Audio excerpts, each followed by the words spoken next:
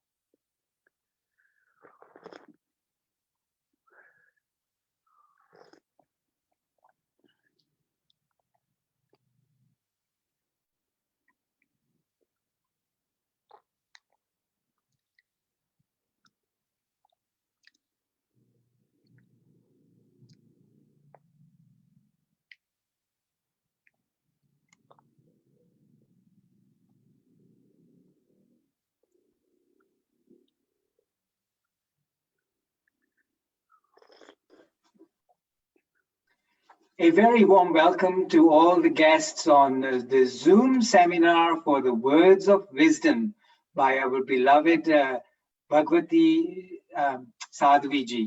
So just bear with us a few minutes. We are actually officially registering everybody in right now. And just in a few minutes, we will be able to stream live from Rishikesh, from the Paramarth Niketan Ashram. Till then, we're going to try and enjoy the music from the dhun, from the ashram that has been streaming live. So we're trying to get that sorted out as best as we can. So if you can bear with us, and we'll try to get our dear Sadhviji in a very few minutes. Thank you. Jai Sri Krishna and Hari Om.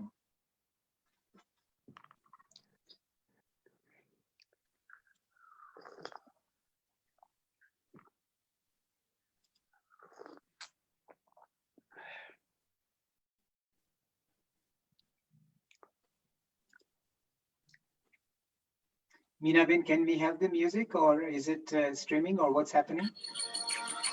Thank you.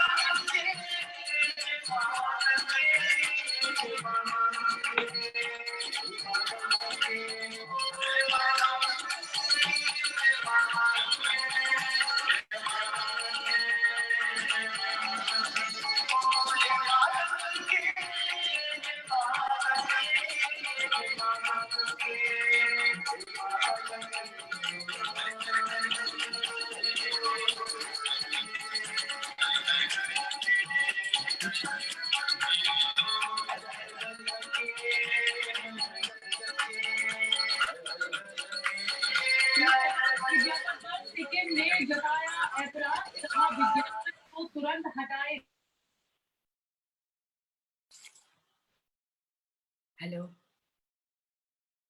Fine. Emma, I cannot call you. I'm in the meeting. I'll call you back. Okay. I'll give you just now.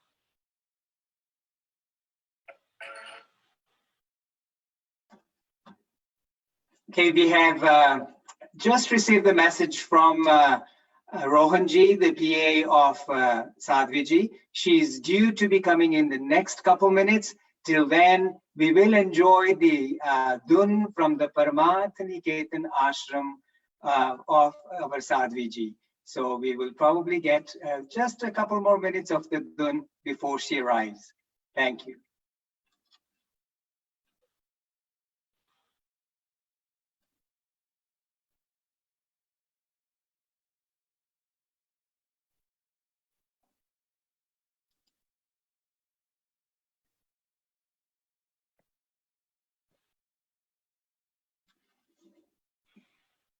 Meena, if you can just put the music on, thank you.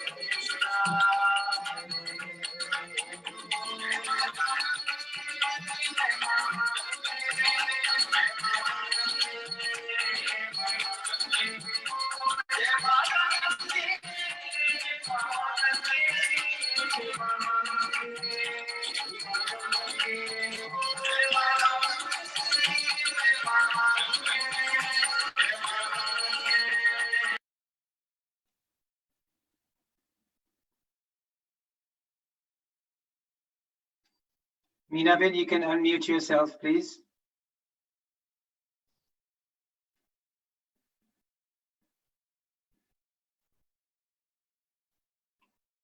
Meenaben, you can unmute yourself.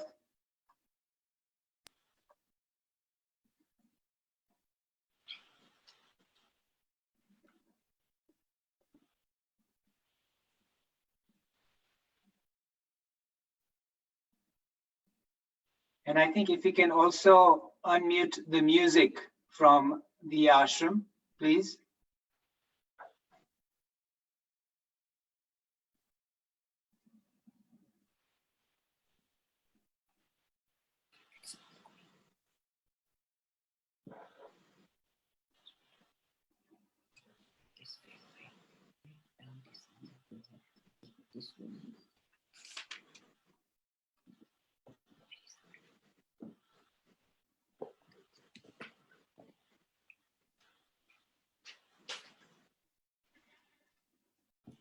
Now, it's always interesting with the technology of Zoom that we are all able to meet from all parts of the world. So today there is a global audience who is going to be on this Zoom seminar with our dear beloved Sadhviji from Paramath Niketam Ashram in Rishikesh. Apparently, I've just received a message on my mobile that she's almost ready. They're having some technical issue, but it should be sorted out within another minute or so. So once again, till then, I would like to say welcome to all the guests on the Zoom seminar today. It is going to be an amazing presentation by the world-renowned figure, our Pujya Sadhviji, who is an amazing speaker, a very renowned speaker from Rishikesh all over the world. She's authored many books, of which she's going to tell us something about today. And she's going to share her words of wisdom and also what the current situation of the river Ganges, our mother Ganga, is so clean and so tidy right now due to the lockdown. What an amazing feature it is. I mean, I'm sure most of us are getting those WhatsApp messages saying how clean the Ganges and the river Yamuna have become because of lack of pollution from the factories that are alongside the two rivers. So it's amazing where our Pujya Sadhviji is residing currently in Rishikesh, right at the banks of Gangaji at the Paramath Niketana Ashram. So amazing speech from there. We are just waiting for her to come on board and tell us all about it. And before we do start, taking this little privilege to actually thank Sri Krishna Temple in Nakuru, Kenya, for actually organizing this in conjunction with our Meenaben Khagram, who is a lady with a mission, a lady with a task who accomplishes whatever comes her way. So very talented and a very hardworking lady. At her very tender age of 74, she still manages to Zoom everybody and set up a Zoom seminar and log in people, admit them, let them go. So a credit to you, Meenaben. It's a very hard job, but you're doing a very good job there. So let's have a big round of applause for actually Nakuru, the city of the flamingos, or the town of flamingos, which is doing so much for the well-being of the humanity and particularly the African subcontinent and East Africa. So Sailesh Bhai, who is the president of our Sri Krishna Temple in Nakuru, is also present here. Sailesh Bhai, can we just have a big wave from you so that we can see who you are, where you are? Currently on the screen, you're literally next to mine, but I want everybody to see who Sailesh Bhai is. Sailesh Bhai Shetty, who has been a pioneer in organizing this Zoom seminar in conjunction with the Sri Krishna Temple in Nakuru. So we are really thankful and privileged in having such people. As they say, in smaller towns live giants. And there are these two giants from Nakuru who have actually managed to get this seminar sorted out for the benefit of all us viewers. So the two giants of Nakuru, as on this particular Zoom seminar, would be pretty much Meena Ben Khagram, the lioness, and the lion, Mr. Sailesh Shet. So I don't mean the Lions Club. I'm sure they're lion members also, but I literally mean the lion and the lioness who have actually managed to put today's function together. So I'm still waiting for the message from Rohanji, who is working with with Sadhviji, actually, to sort their technicals out over there. So while she's due to come, we can always enjoy some music. Meena Ben has got the dun on her phone. So I'm just, okay, so I just got a message, Meena Ben, you don't have to play the music. I am just waiting to sort out where Rohan is on my screen. And we are going to actually, Rohanji, if you can, Pujya Sadhviji, I can actually see her on the screen now. So may I start this event, a global Hari Om and a Jai Sri Krishna to all of you, to Pujya Sadhviji, to Meena Ben, to Sailesh Bhai. So on behalf of the Sri Krishna Temple, Nakuru, I have this great pleasure and privilege to be the MC for the Zoom satsang called Words of Wisdom. For Kenya, for Africa, and for the global audience. Led by our beloved Sadhviji Bhagavati Saraswati Ji. My humble pranams to you. Let me just go ahead and say, as there is going to be a question and answer session, please post your questions on the chat box. I am keeping track of them. And Sadhviji is going to be telling us amazing things about the ashram and well-being from the words of wisdom. Also, 2 more comments I will make. Please remain muted so that there is absolutely no interference when our beloved Sadhviji is giving her words of wisdom. And thirdly, if for any reason there is a blackout, please let us just log in again, no panic, just say Hari Om and log in. Okay, so without any further delay, what I would like to do is I would like to just introduce our speaker for today. Our Pujya Sadhvi Bhagavati Saraswati Ji was raised in an American family in Hollywood, in California, and graduated from the Stanford University, completing her PhD. That's when she left America in 1996 to live at Paramatniketan Ashram in Rishikesh. She's been living there now for the last 23 years, engaged in spiritual practice and services. She was officially initiated in the order of sannyasa, which is what we call monastic renunciation, in the year of 2000 by His Holiness Swami Chidananda Saraswati Muniji, one of the most revered and the spiritual saints in India, and is currently the president of the Paramatniketan Ashram in Rishikesh. 20 years in the monastic renunciation, Sadhviji, credible. At Paramatniketan, she lives most of the year there. She gives daily spiritual classes, discourses, satsangs, teaches meditation, provides counseling, and oversees a myriad of charitable and humanitarian projects and activities.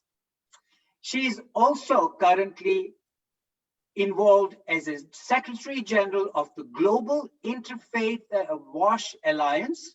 She is currently the President of the Divine Shakti Foundation and the Director of the world-famous International Yoga Festival that takes place in Rishikesh annually.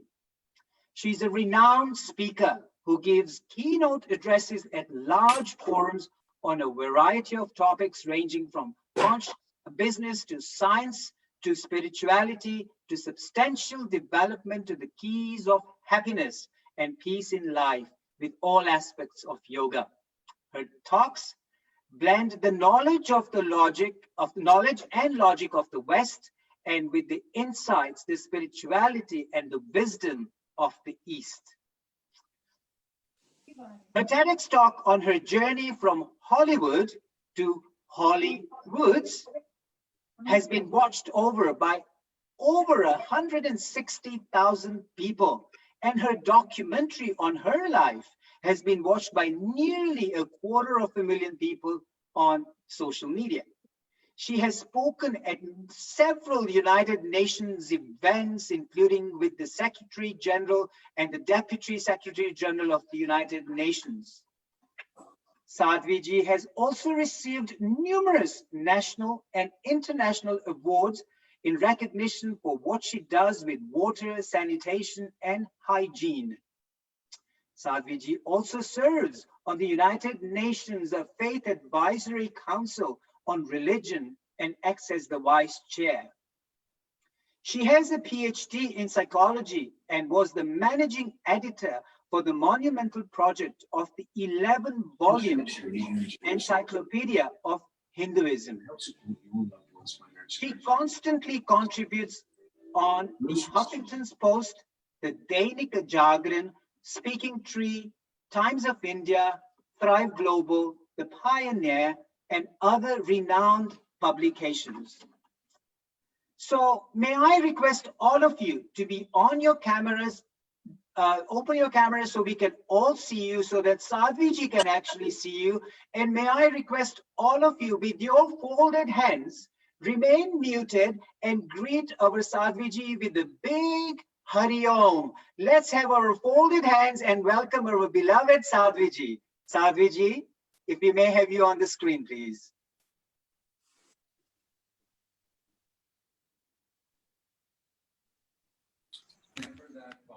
It's such Hari Om, Sadhviji. Hari Om, Hari Om. My pranams to you. Okay, may I now request, before we go ahead with this, Sadhviji, it's very nice that you have come up.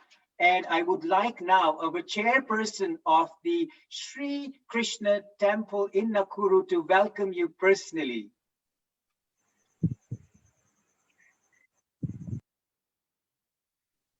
Good evening to everybody. I first like to wish our revered Sadhviji a very good evening.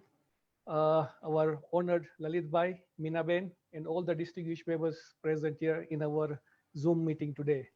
My name is Mr. Sailesh Seth. I hope you are able to hear me. Just wave so I know that you can hear me. Thank you.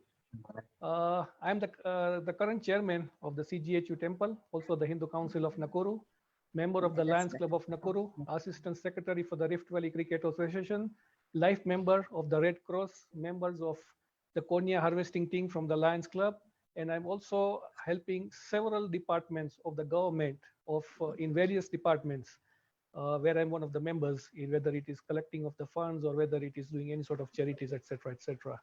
Krishna Temple, as for many of you who may not know, is now the oldest temple in Nakuru, which is 104 years old. We have 5 trustees with us, Sri T.K. Patel, Ramesh Bhai Thakkar, Ramesh Bhai Khagram, J.C. Patel, and Ramji Bhai Gajipara. We are a very strong team which runs the programs throughout the years. And it is an extremely strong team because there is not even a single festival in Nakuru which we don't celebrate. It runs in parallel with all the festivals which have been run in India. At the moment, to self-sustain the temple, we have built in about 17 flats to sustain the temple activities. We have got very good donors through which we are doing all the activities. We have got 2 temples, 2 priests with us, Pankaj Bhai Maharaj, and the central priest came in about 3 or 4 years ago. And they're looking after 4 temples basically. The first one is the oldest one, which is 104 years old, which is Lord Krishna's temple. Then we have Lord Mahadev's temple, followed by Mataji's temple, and the recent one, which you constructed 3 years ago, the Ram temple. So I don't want to take too much of your time. This is a very brief history about the Krishna temple. We have got a catalog which we have made a souvenir magazine. In case if anybody is interested, we can always make arrangements to send them over to you. Thank you very much for allowing me to give a brief introduction. Lalit Bhai, back to you. Thank you, Sailesh Bhai. Really appreciate that prompt message, and a warm welcome to Sadhviji. And Sadhviji, your beloved friend, she wants to welcome you, Meena Ben. Meena Ben, may I request you to have your kind words to invite Sadhviji, please.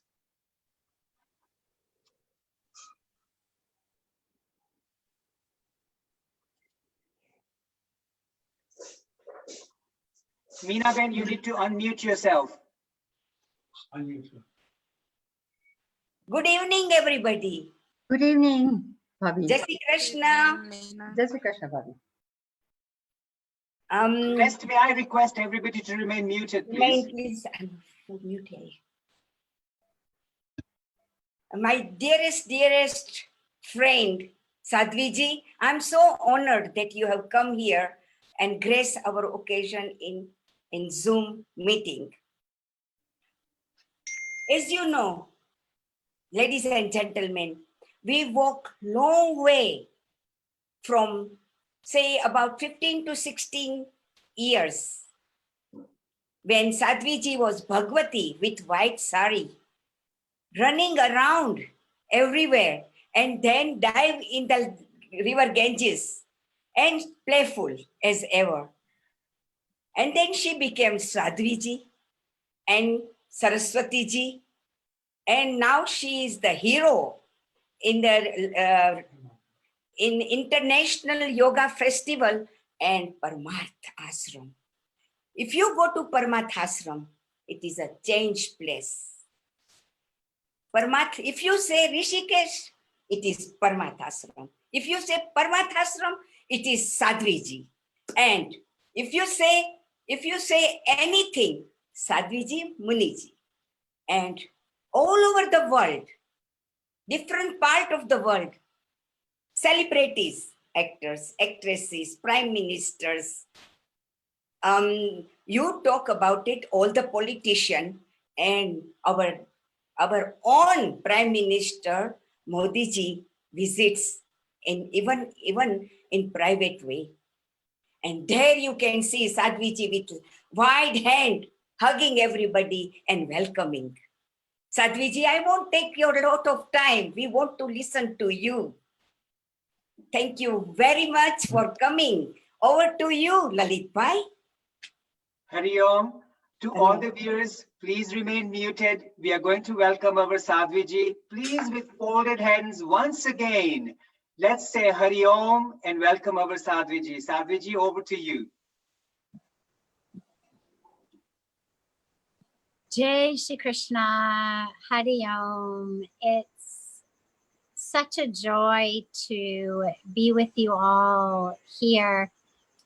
I know when I was in Nairobi in November at a United Nations program, Meena Ben had very much wanted to be able to do something with all of you, but time was so short that we didn't even have proper time to be able to organize it. And I had promised her that, yes, we'll come back, and yes, we'll do something. And the universe worked in such a way that even before it brought us back to Nairobi, nonetheless, it has brought us together here.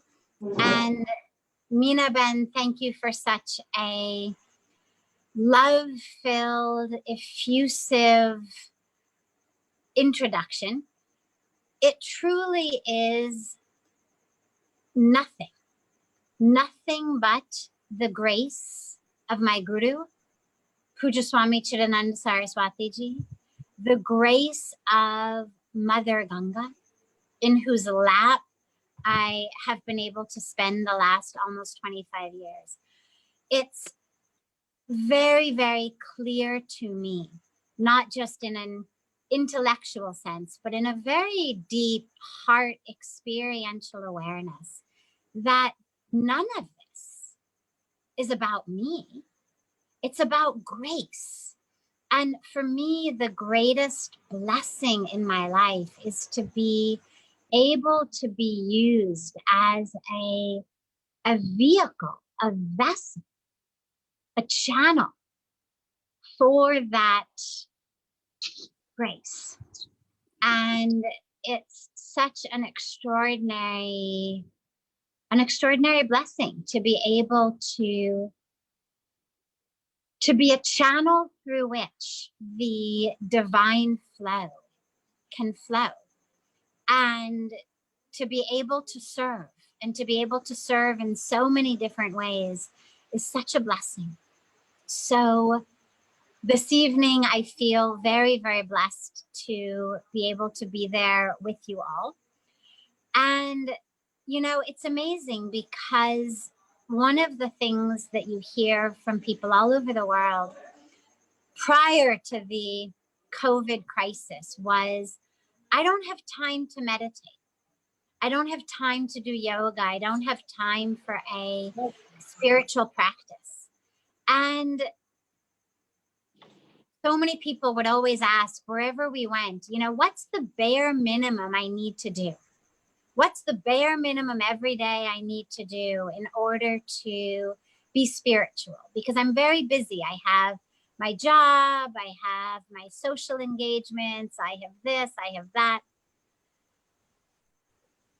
And with this pandemic, the universe has said to us, okay, go inside, sit down, go within, meditate, pray, do yoga, introspect.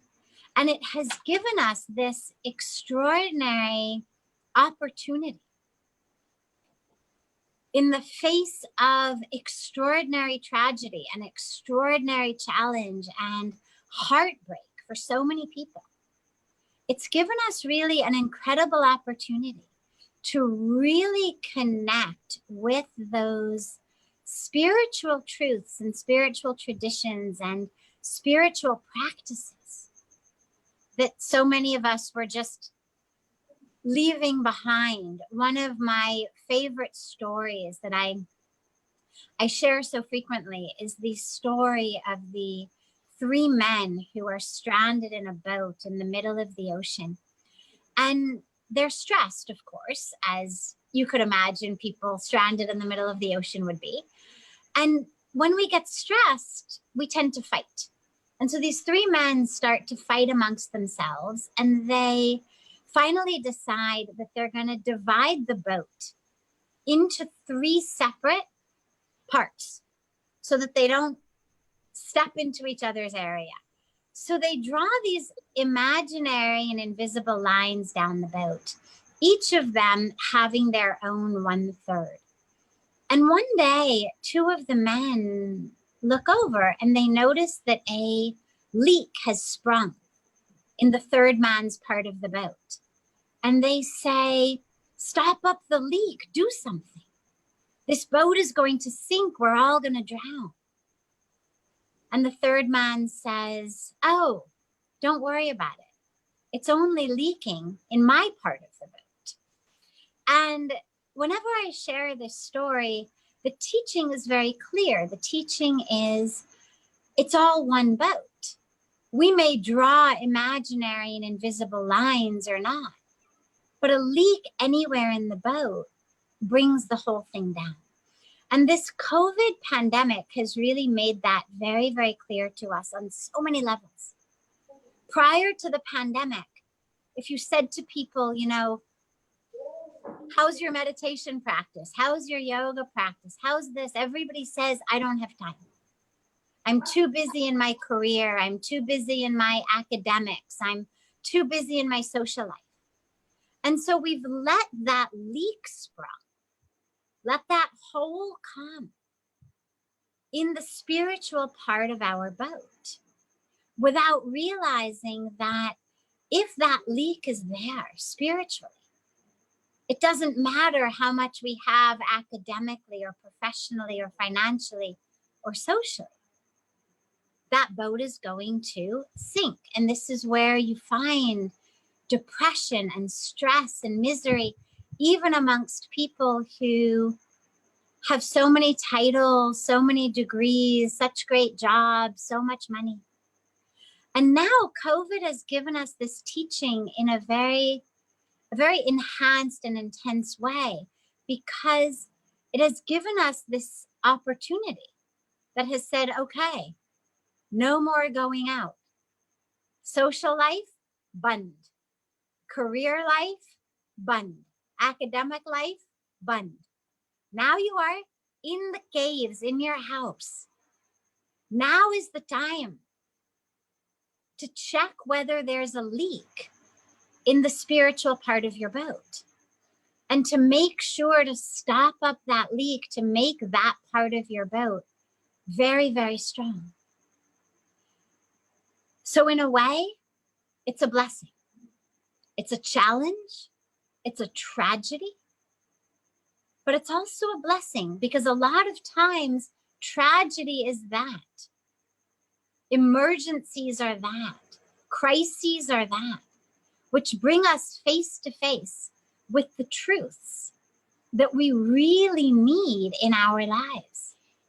And there is nothing like the threat of death, the fear of impending doom, to really bring us face to face with that which is most important in our life, which is our inner connection, our connection to God, our connection to ourselves, and our selfless commitment to really be of service. How can each of us be a tool in the hands of the divine? And it's amazing because, you know, even in places where the pandemic is really wreaking havoc, even in certain cities in America and Europe and different parts of the world, we're still much more likely to die of so many other things than we are of COVID. All of those threats that were there, heart disease, cancer, diabetes, so many different threats that we've always lived with, general old age, those are still there. And what COVID has done very, very beautifully is it has really brought us face to face with the awareness, the truth of how fragile our lives are, how precious every minute of our life is, how precious our relations are. People who can't meet each other, who are separate from loved ones, different cities across the world, not able to meet. Suddenly that relationship becomes the most precious thing in the world. People who are afraid of losing a loved one, or a loved one got sick, or have a loved one who's elderly and so we're worried about them. Suddenly that connection, the presence of that loved one in our life becomes essential. Suddenly we are prepared to do everything. I mean, so many hours of the day spent sanitizing this, sanitizing that, protecting ourselves from this, protecting from that. Why? Because we want to stay alive. And it really makes us realize how incredibly precious this gift of life is. And as slowly doors open, as lockdowns end, and eventually, whether it's months from now or years from now, whenever it is that we become free of this fear, this pandemic, it's essential that we hold on to that truth of how very precious our life is, and how much how important it is to do whatever is necessary to protect ourselves. And so in our lives, whether it's now about eating more healthily, starting that exercise program that we've been promising, giving up smoking, giving up, you know, daily pakoras or puris or whatever it is that we may eat, even though our doctor tells us we've got high blood pressure and cholesterol and diabetes. But to really realize, God, these days, I'm doing so much to protect myself. Can I let go? Let go of some of the pakoras, let go of other non-healthy habits. Can I bring yoga into my life every day? Not just when I need to be better immunity to protect myself against COVID. So all of these new ways of living, we have to bring into our lives. And it also gives us another very, very beautiful teaching for our whole life, which is how to manage our minds. Because COVID did not invent stress.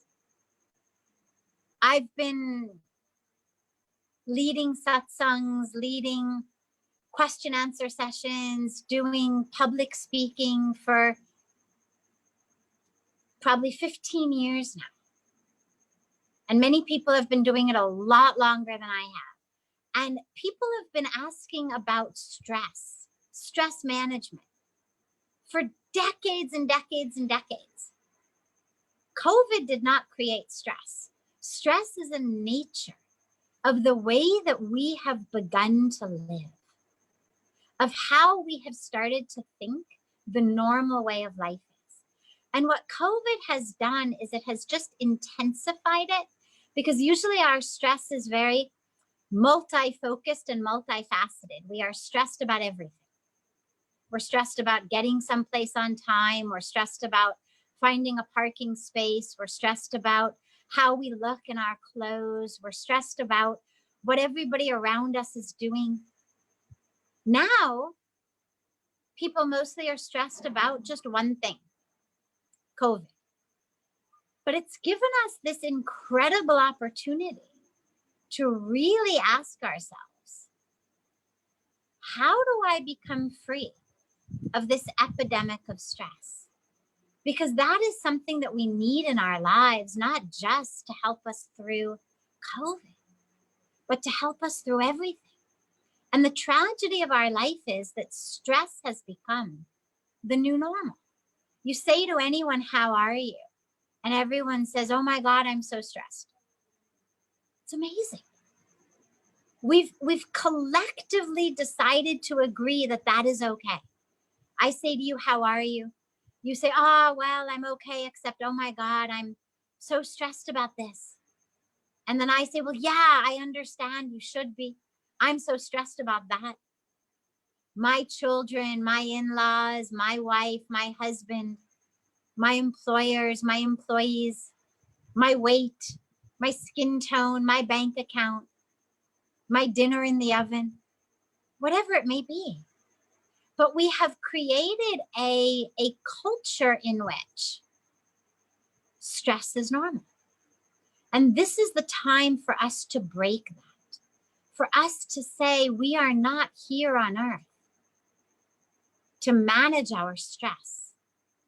We are here on earth to unfold ourself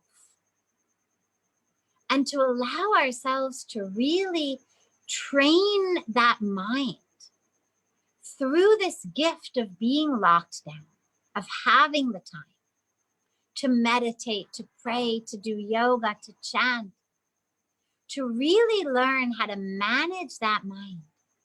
Our scriptures teach us, man eva manushyanam karanam bandha mokshayo. The mind is the key.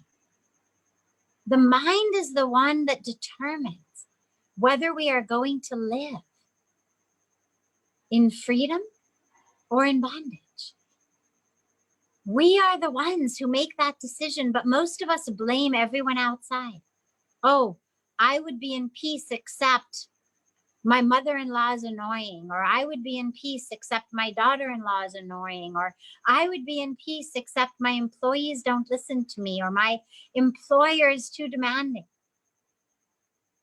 We blame everyone outside. But the truth is actually in the mind.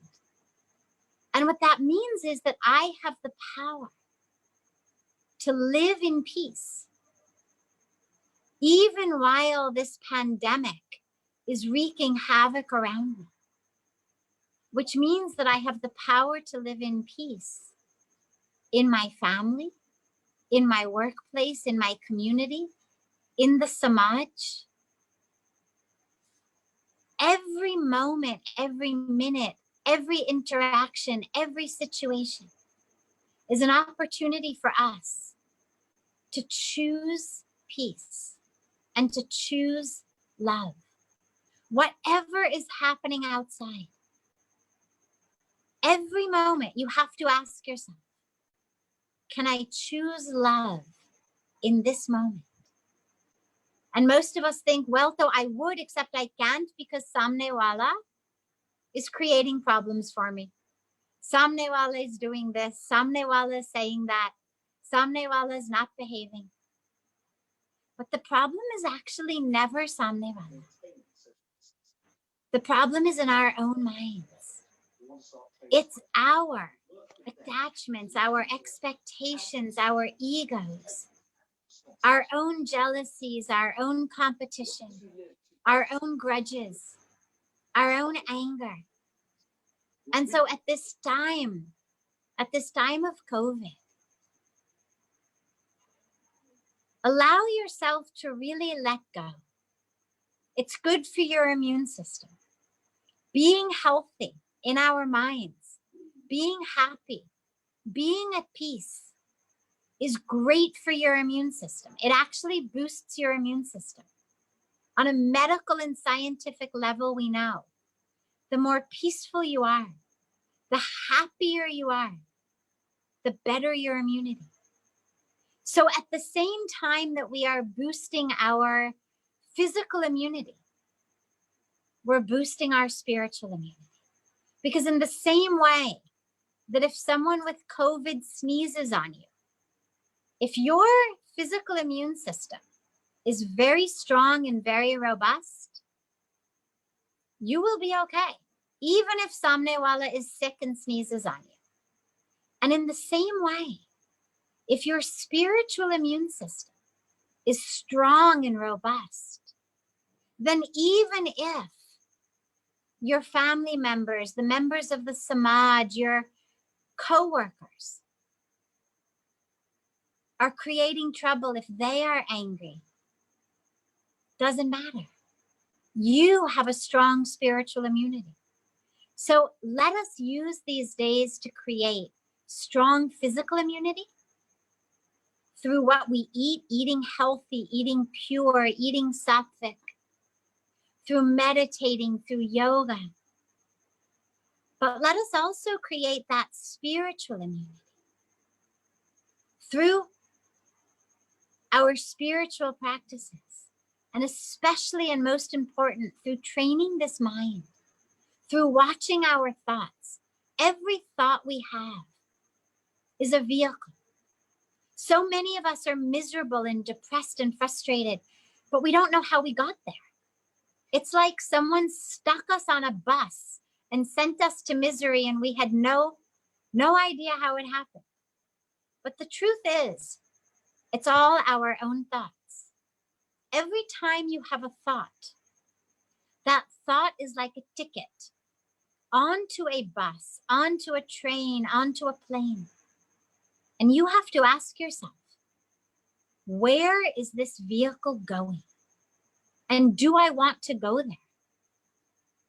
If it's a thought of jealousy, of greed, of anger, of grudges, you know the destination of that vehicle is depression, is misery. Why get on the vehicle? If your friend says to you, hey, guess what?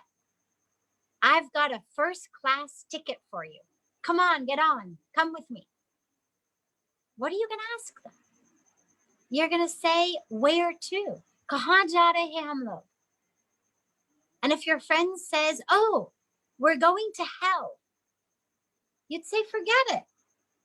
And even if the friend says, but it's a first-class ticket, big seats, nice cushions, fully reclining, 180 degrees, great food, great movies, you would still say, forget it, bye, I don't want to go, because I don't want to end up at that destination.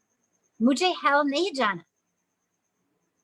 In the same way, when you have thoughts of these grudges, of ego, of asking yourself, what about me? What I want, how I want it, when I want it. Why is the world not dancing according to my tune? Those are vehicles. And they're vehicles that are first-class tickets to misery. So next time those thoughts come, tell them namaste. Have a nice trip. Mujhe nahi jana. And don't get on them. And remember, you have a choice. Just because samne wala is angry or yelling or negative, within every one of us is this incredibly divine manufacturing plant of love, of peace, of joy. And we don't need people around us to turn it on. We turn it on. And so regardless of where you are, regardless of what's happening, ask yourself, can I turn on my internal love manufacturing plant in this moment? This is the teaching that Bhagwan Krishna gives so beautifully in the Bhagavad Gita. When he tells Arjuna that the yogi is one who is in balance in all situations, pleasure, pain, gain, loss. Bhagwan Krishna doesn't say he's in peace all the time except when his family member is really annoying, or he's in peace all the time except when his employees disobey him. It's all the time, regardless of the ups and downs of the outer world. That yogi is anchored and grounded in the self. And so use these beautiful days as a gift that the world has given us. So many of us have thought, while we were so busy, I wish everything would just stop so I would have time to go with him, so that I would have time to do that seva that I want to do, so that I would have time to really connect with God and become that vehicle and vessel of love and peace and joy and service for the world, so that I could become that Triveni Sangam of Bhakti Yoga through my love and devotion, of Gyan Yoga through really understanding, not just from reading books, but from really understanding, and Karma Yoga through using my every minute, every breath as a way of service. And that's the opportunity that we've all been given. So use this time. The doors will open soon. And we'll turn back and we'll ask ourselves, during this lockdown, my doors were locked. Did my heart open? Did I connect deeply with myself? Or did I spend the whole time just yelling at my family members? Did I spend the whole time just on Facebook eating chocolate ice cream and cake and waiting for this thing to end? Or did I really blossom inside? So let yourself commit to really blossoming inside. Then, as we've been saying here, it'll become the Corona to Karuna Yatra. From Corona, we will find true Karuna, true compassion. Compassion within ourselves, for ourselves, and compassion and love for the world, for Mother Earth, for our sisters and brothers with whom we share this beautiful planet, so that we will live more lovingly, more peacefully, more simply, more sustainably. And that is the opportunity that every one of us has been given to step into. So I'm so touched to be able to be with you this evening. And I'll stop here. I could keep going. There's so much to say, but I want to give you lots of time to ask whatever questions people may have. Hari Om Sadhviji, and thank you so much for these absolute words of wisdom. I will say pearls of wisdom. So thank you so much for that. Now, a couple questions have come up prior to the show, and couple while there actually you were giving your lovely words of wisdom. So the question that actually came up while we were hearing to the words of wisdom, and this is from Rajashri Thakrar, who says that in these times we are currently being bombarded with negativity and fear. How do we shield from this and rise above? Wonderful. It's a great question. And this too is something actually that will stand us in very good stead after the COVID crisis as well. Because what we're seeing is how much of other people's agendas becomes our reality. Someone else decides what shows up on Google News, what shows up on the TV, what is on my Facebook feed. It's other people, what they're posting, what is coming to me by WhatsApp. That's out of my hands. But what's in my hands is what channels I watch, what things I click on, what things I open. We are not light bulbs. My guru, Puja Swamiji, has a beautiful teaching that serves us very well today and every day, which is, he says, you know, we're not light bulbs that other people can just turn on and off. That someone has decided we should be miserable, and so we're suddenly going to become miserable. But what has happened these days is we have become simply reactors. Our whole life has become like Pavlov's dogs.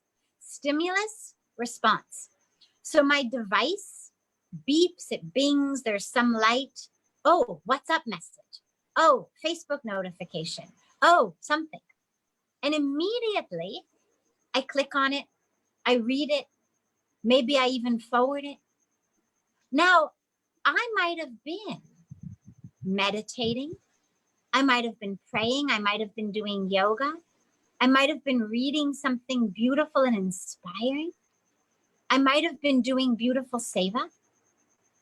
But suddenly my life, my time, my precious moments have been hijacked by someone else's agenda. And it's time for us to take back, to reclaim our freedom. When we speak about moksha, it's not just when we drop the body. When we say jiva mukti, that is freedom while living. But most of us think about it just as this very, very high level enlightenment. But the first level of freedom is I get to choose what comes inside.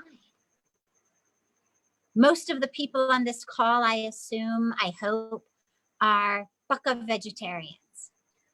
You can go to a restaurant in which there's meat, there's non-veg on the menu, but you know ki mujhe nahi khana, that is not my food. And you don't even look at it. If the waiter comes over and says, let me tell you about the chicken specialties today, you're not even going to listen. You're going to say, no, I don't need to listen. I'm vegetarian. In the same way, somebody comes and offers you a glass of wine. Before they even tell you, oh, it's from this year, it's from this cellar, it's from this winemaker, you say, no, I don't drink. But suddenly, that which enters us through our eyes, through our ears, we've just become like garbage disposals for the world.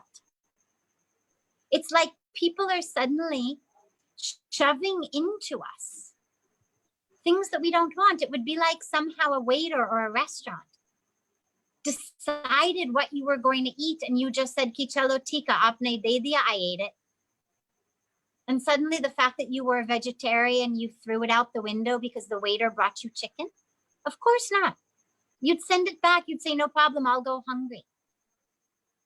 But I'm not going to eat this. So when people are giving us negativity, fear, why do we accept it so easily? When people, and by the way, this is much bigger than just COVID fear. This is the same thing that happens in our relationships. People yell at us, they accuse us, they bring us negativity. And suddenly, even we were in a moment of peace and joy. But suddenly we take in their negativity. They yell at us, so we yell back. They accuse us, we accuse them. It's like they have force-fed us negativity, anger, separation, illusion, ignorance, as though they have somehow pulled us out of our spiritual truth. And so this power, this freedom to decide what I eat, what I drink, also extends to what I watch, what I see, what I listen to, what I read. But that requires us to take power into our hands and to decide what we're going to read, what we're going to listen to. There's all sorts of beautiful tools actually that our devices give us. We can turn off notifications. We don't have to follow all of the pages that are giving us scary news, negativity. We have options. Everything has an on-off button. Everything has a mute button. We can stand up. We can walk away. We have that power. But we have to take it back. The world is not going to stop trying to feed us chicken, to give us alcohol, to make us buy leather purses and leather handbags and leather shoes, to make us spend our money on things that we don't need. The world is not going to stop trying to convince us that a material life, a life of just pleasure and decadence and hedonism is really the best thing, and those of us living a spiritual life are somehow missing out. They're going to keep trying. And in the same way, the world of media is going to keep selling you sensationalism. Fear is sensational. Terror is sensational. Fake news is sensational. But we have to take that power back and say, I'm not going to buy it. I am not going to hand over control of my thoughts, of my mental state, of my heart, to some random company that's working out an algorithm to see what the most likely thing for me to click on is. That's going to evoke the most fear in me, so I click on it. I don't want to be a slave to someone's algorithm. We are bigger than that. We are children of the divine. We are the divine. We are not meant to be slaves to an algorithm. But we have to take that control back. And it's going to be a little bit difficult at first. Most of us are not used to the on-off button. We're not used to the mute button. We're not used to airplane mode. We're not used to turning off notifications. But the tools are all there. Use them. Use them the same way you say no to non-veg, that you say no to alcohol and drugs, that you say no to adultery. The things that are just obvious no-brainers that you don't even have to think about. Use that same power. Because all of this that we're taking in pollutes us and harms our world just as much as the nonsense people are trying to get us to eat and buy.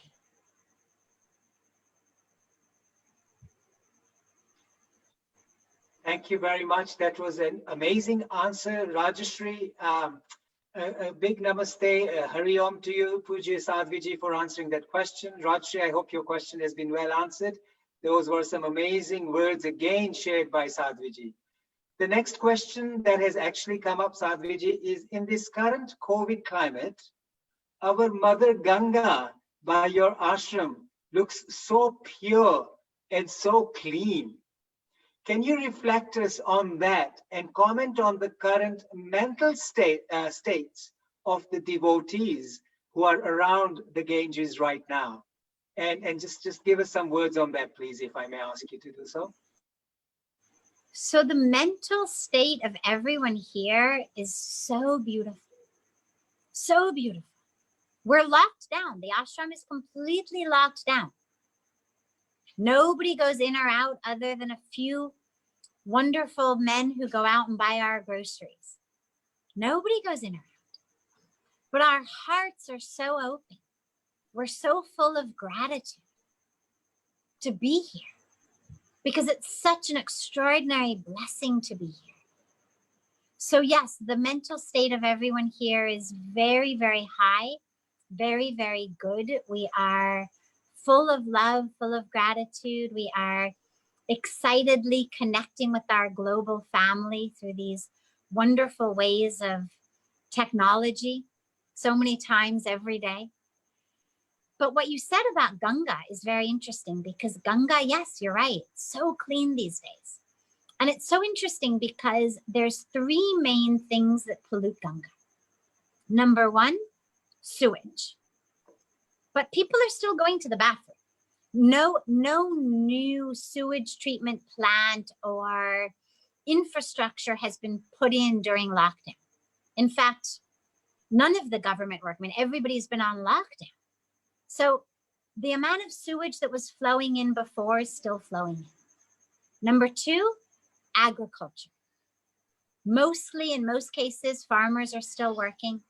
So whatever chemicals they're using in their farms, they're still using them. We still need to do the big push for organic agriculture. But the third is the industries. And that is actually the only thing that has stopped in lockdown, is all of the industries, the factories that are spewing waste into the air, into the soil, into the water. Those have stopped. And the impact on our air, on our Mother Ganga, has been extraordinary.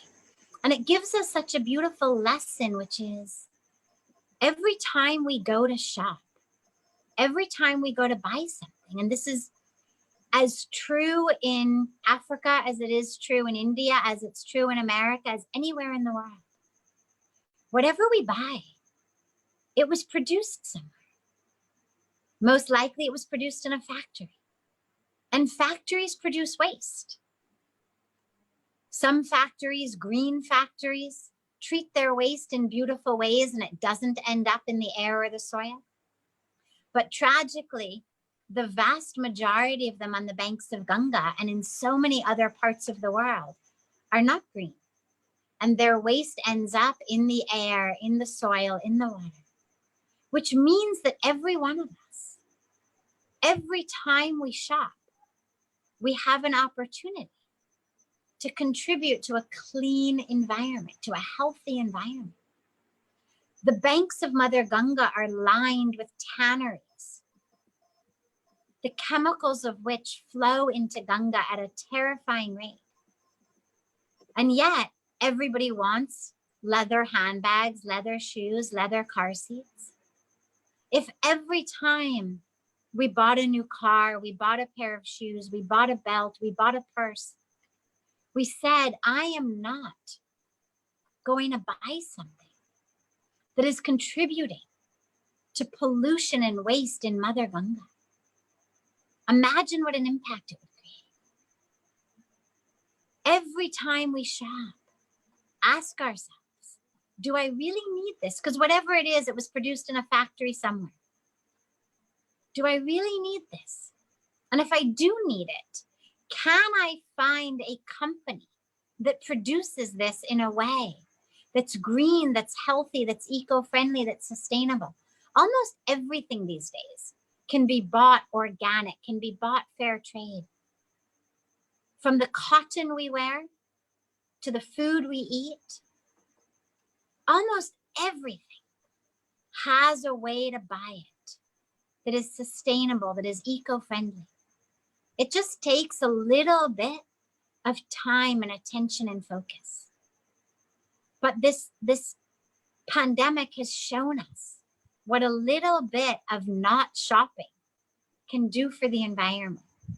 So when we open our doors and we start going out again, ask yourself, can I be a conscious consumer? Can I be a spiritual consumer? Can my consumption be something that actually helps the economy rather than something that is harming the environment? And it just requires a little bit of research.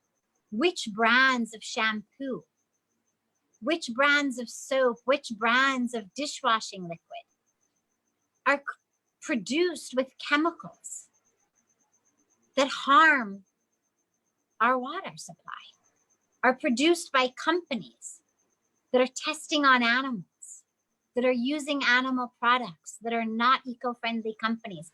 And which brands are eco-friendly? Which brands of soap, when they go down your drain, aren't toxic in our waterways? Which brands of shampoo, when they go down your drain, are not polluting our water bodies? There's so many options. It just requires us to be conscious. Spirituality is not just that which we do with our eyes closed in our temples. Spirituality is that which we do in our life. So when you shop, let your shopping be meditation.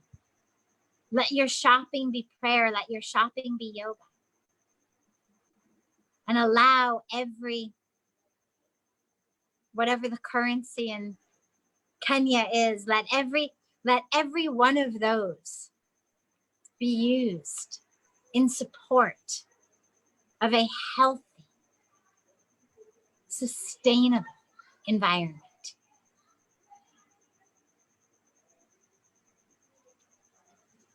Thank you, Sadhviji. That was a wonderful answer once again. Thank you very much, and hurry on. There's another question that has come up from one of the Zoom attendees today, Mrs. Kalpana Ben Karya. She wishes to ask you, I was supposed to be in Rishikesh in March and suddenly last minute decided not to go. And a week later, it was the lockdown. Is this fate or what?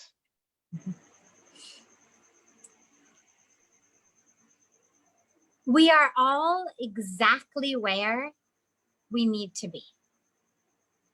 Don't spend too much time wondering about the past. What you know is, it is destiny. Now, whether you call it fate, whether you call it destiny, that it is for sure. Yes, it is fate. Yes, it is destiny. But that fate, that destiny is created based on our actions, based on our karma.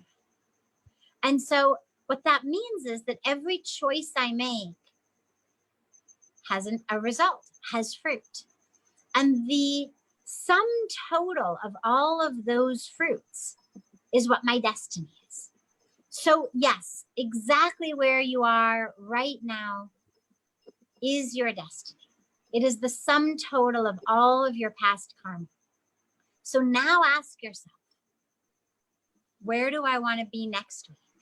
Where do I want to be next month, next year? Not just physically, but in my life. What is the destiny that I want to co-create for my life? You can do it. That is your possibility, your option, your power. Use that. Thank you once again, Kalpana Ben. I hope that question is well answered. Yes, and my pranam to Sadhviji. Sadhviji, pranam. Thank you I very met much, you last Kalpana year Ben. when I was there. Thank you so much. Thanks. Thank you very much. And may I please ask one more question? Can I just say something here? You know, actually, can I just say one thing? Excuse me? Please continue. Okay, I just want to mention one thing, that I think this is also fate, because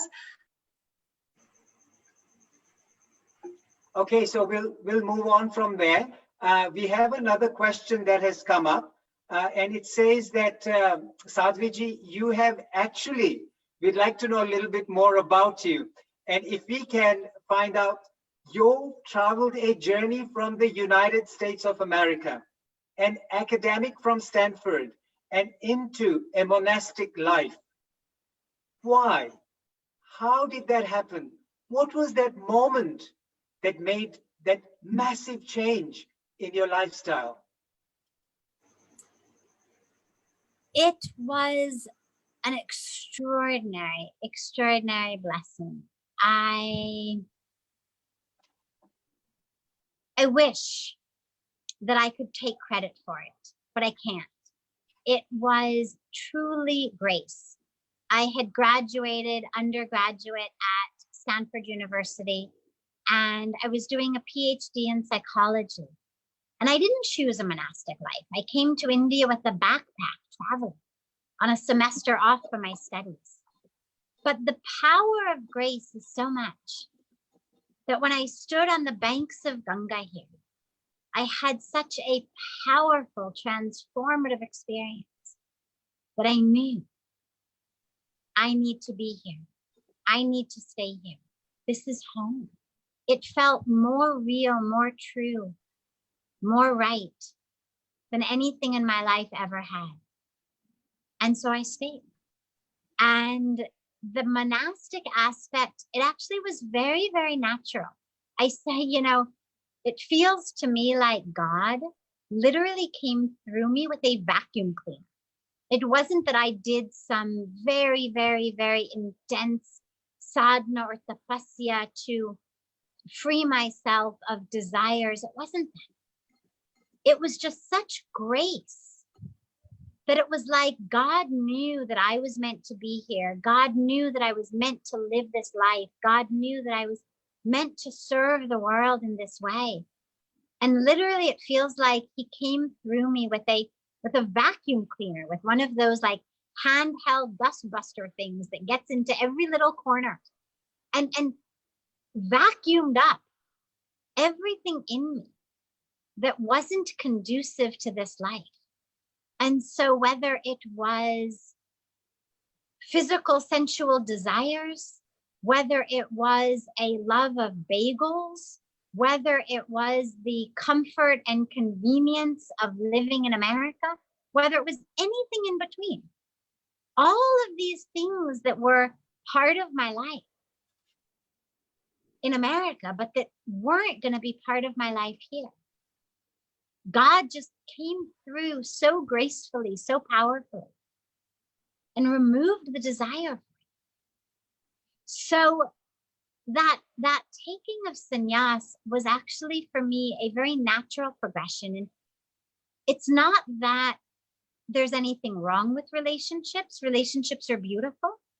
The grahasti life is a beautiful, wonderful ashram of dharma for a phase of life for people for whom that is their dharma. But for me, it was very clear that my dharma was actually supposed to be a 24-hour a day, full immersion in a spiritual connection, in service. And that it wasn't supposed to be a life where I also was navigating a family relationship or navigating this part or navigating that. That my dharma really was to be just like a sponge, fully soaked in that rus, that divine essence and juice of the grace of Ganga. And so there just wasn't any room in my life for anything else. And it's been for me it doesn't feel at all like a life of renunciation. I don't feel like I've pushed things away or had to learn to do without this or do without that. But rather it feels like a life of such fullness and such grace to be able to be that sponge that just soaks up the blessings, soaks up the grace. So I feel so deeply grateful. And I've learned also with regard to gratitude, that it works in an amazing way with joy. Most of us think, first I will get everything I want and be really happy, then I will be grateful. But actually it works the other way.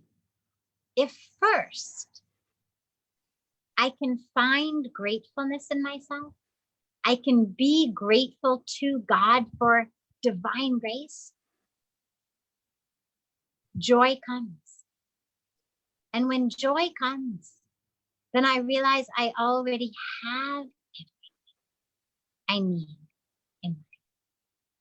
My cup runneth over. There's nothing I lack. And so it's actually gratitude that leads us to joy and everything, rather than having everything that makes us happy than grateful. So as a parting message, bring in a practice of gratitude to your life. Wherever you are, let that be your heaven.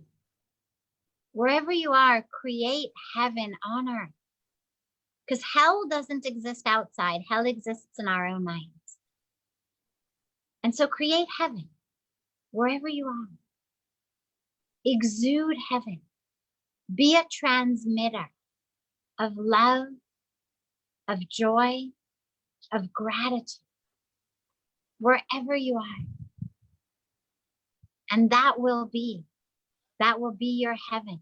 That will be literally moksha in the body, not just for you, but you'll actually become someone who shares that and spreads it, transmits it.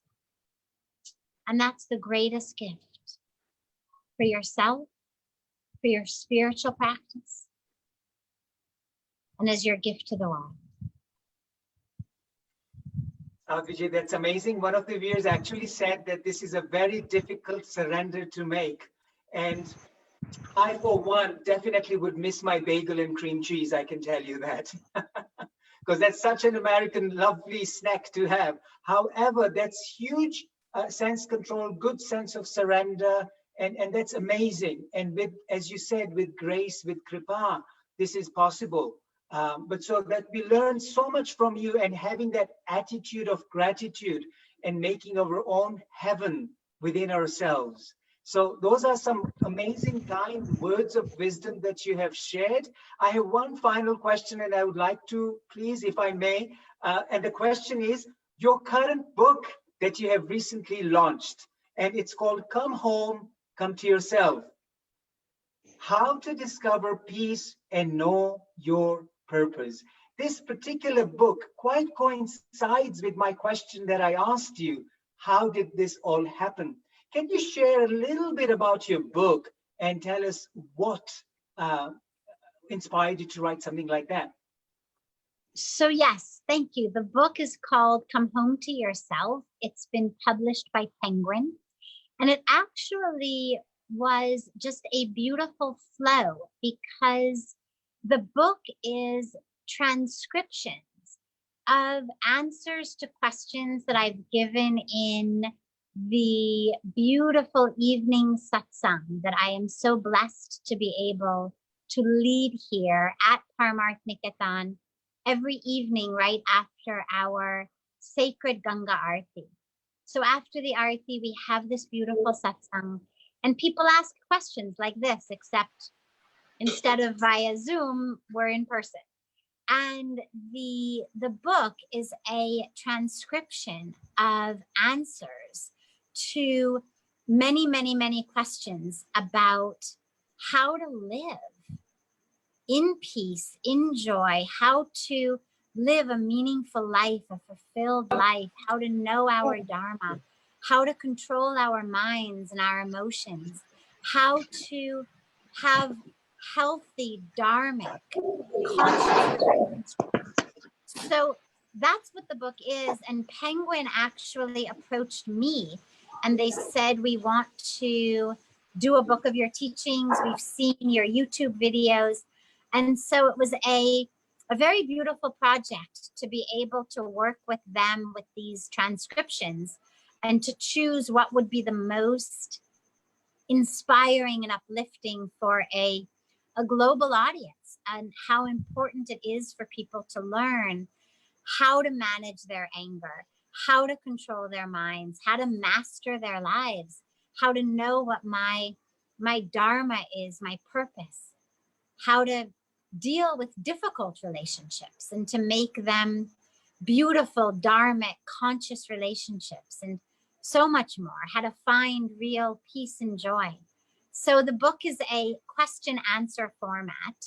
And yeah, so it's been a wonderful, wonderful blessing and a wonderful gift to be able to put that out into the world. Thank you very much. And I think Meena Ben actually has been posting a copy on screen. So we would love to see that. Oh, lovely. So this is a book that I would recommend. I'm halfway through the book. Before we started some liaison with yourself, I started reading that book.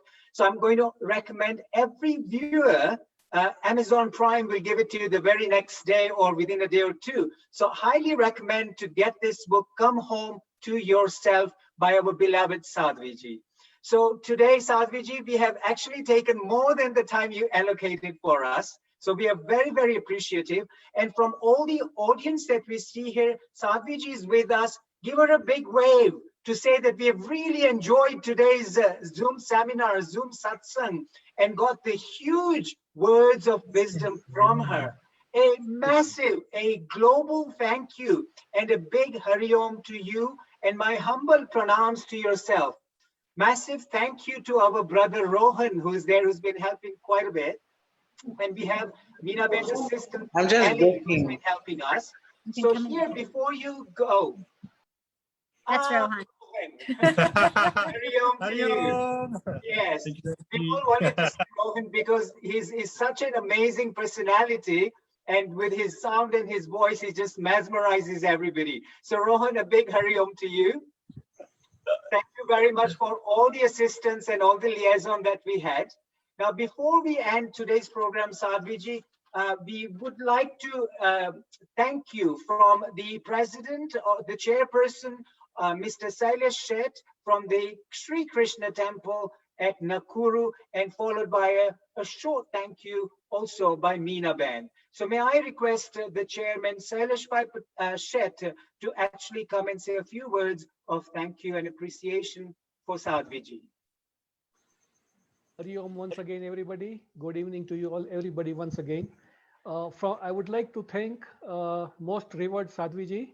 A very, very thank you, and our well wishes from Nakuru, Kenya. She has really, really blessed us all by her spiritual talk. And I would request Meena Ben and Lalit Bhai to have this sort of forum on a regular basis so that more and more people can be blessed with her spiritual talk. So thank you on behalf of Krishna Mandir, all the trustees, all the committee members, and all the members in general of Nakuru. And I'm sure even this program has been broadcasted worldwide. So I'm sure everybody has been blessed by your talk. So we thank you from the bottom of our heart. Thank you and good night. Meena Ben, may I request you to thank your beloved friend, as you keep telling me. I would request you to please unmute yourself and thank our dearest beloved Sadhviji, please. Wow, did you all enjoy? I'm sure you all enjoyed. My first thank you to Lalit Bhai, you, who has helped me to do all this thing. Of course, to my friend Sadhviji. I love you, Sadhviji. And Rohan. Rohan always laughs with the eyes. And Rohan, when he talks, he's dancing. Somehow, somewhere, it reminds me of Sadhviji doing the same. Don't stay in. Are you planning to stay at the ashram or what? And not forgetting our Shailesh Seth, who has organized all this for us. And I would like to introduce my little son here. Here. Hi. How are you doing? Yeah. It was nice being with you. He's so happy. He's helping me to admit you if there was any problem of not admitting, it will be Ellie. Thank you very much, everybody. Thank you for coming. Thank you. Sadhviji, once again, a massive thank you from the African subcontinent, from the European subcontinent we are all from England also, and from all over the world. A massive thank you to Paramartha Niketan Ashram at Rishikesh, Pujya Sri Chidananda Saraswati Muniji, and thanks to our Meenaben, Sailesh Bhai, Ali, and our beloved Rohan. A global Hari Om and a Jai Sri Krishna from all the devotees that are listening to you on the words of wisdom by Sadhviji Bhagavati Ji. Thank you very much. We can now say good.